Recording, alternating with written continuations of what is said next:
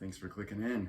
Today I'm just going to go over 5 items that would be good presents for drummers. Pretty low cost. So the first up I have, now this might be for a younger drummer if they have a entry-level drum set. They're going to come with really bad drum heads, typically speaking. So you can get them a drum head. This is a Remo Ambassador. This is probably the most common one. Usually it's 14 inches is the most common size. Pretty inexpensive. I think they're around $20 now. They've gone up a lot. But it would dramatically improve the sound of the snare drum if they're practicing rudiments and things like that. They might actually notice an improvement in how the drum feels. I felt like the really cheap drum heads off the shelf just feel a bit hollow. So Remo Ambassador, 14 inches, can't go wrong with that for most people. Next up, I would have, I did a little bit of my explanation on some of my practice stuff. Just some simple rubber pads. These are some Vic Firth pads. Now these don't feel as good or sound as good necessarily as some of the other options that are currently out there, like Evans has a really fancy kit, and there's an Artom, like the black hole thing that looks pretty neat. They're spendier. These are, 50, 60 bucks, I think is what they are. I'll put a link in there. And you can throw them on your drum. And,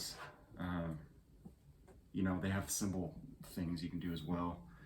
I don't love those, but it's better than nothing. So 50, 60 bucks, you can get some of these, you can take them off, and then you have your drums again. Another thing that I've been promoting and talking a lot on this channel are egg shakers. Yes,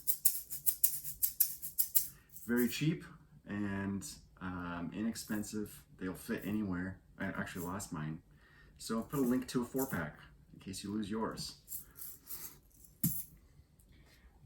Next up, I have some moon gels. So what are moon gels? Why do they call them moon gels? Well, these are little tiny jelly-like items. You can just throw them on your drum and they'll take some of the overtones out. Now, I never really use those as a jazz guy, no, my drum must sound like it is. But sometimes if you're under mics, if you're recording or various situations, you might want to take a little bit of the ring out, and they're really easy to take on and off, put on and off. Next up, I have the Century Project by Daniel Glass. This is a great history of the drum set. Really well put together, shows all the different innovations and musical styles and how that played out throughout the last 100 or so years. Really just fascinating if you want to know more about music, especially American music.